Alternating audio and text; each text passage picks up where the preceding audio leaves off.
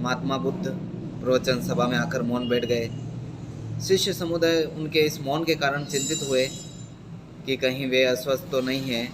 आखिर एक शिष्य ने पूछ ही लिया, बनते, आप आज इस तरह मौन क्यों हैं?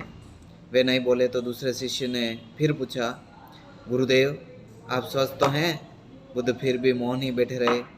इतने में बाहर से एक व्यक्ति ने जोर से पूछा, आज आपने मुझे धर्म सभा में आने की अनुमति क्यों नहीं दी? बुद्ध ने कोई उत्तर नहीं दिया और आंखें बंद कर ध्यान मग्न हो गए। वह बाहर खड़ा व्यक्ति और जोर से बोला, मुझे धर्म सभा में क्यों नहीं आने दिया? धर्म सभा में बैठे बुद्ध के शिष्यों में से एक ने उसका समर्थन करते हुए कहा, बनते, उसे धर्म सभा में आने की अनुमति प्रदान कीजिए। महात्मा बुद्ध ने आंखें खोली और बोले, नहीं, उसे अनुमति नहीं दी जा सकती है क्योंकि वह अछूत है। अछूत? मगर क्यों? सारे शिष्य सुनकर आश्चर्य में पड़ गए कि बनते अछूत कब से मानने लगे। महात्मा बुद्ध ने शिष्य समुदाय के मन के भावों को ताड़ते हुए कहा, हाँ, वह अछूत है। वह आज अपनी पत्नी से लड़कर आया है। क्रोध से जीवन की शांति भंग होती है।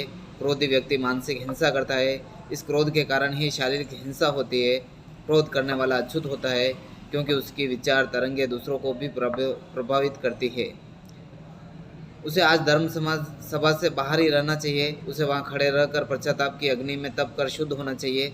शिष्यगण समझ गए कि अस्पृश्यता क्या है और अछूत कौन है। उस व्यक्ति को भी बहुत पश्चाताप हुआ। उसने कभी भी क्रोध न करने का प्रण लिया। बुद्ध ने उसे धर्म सभा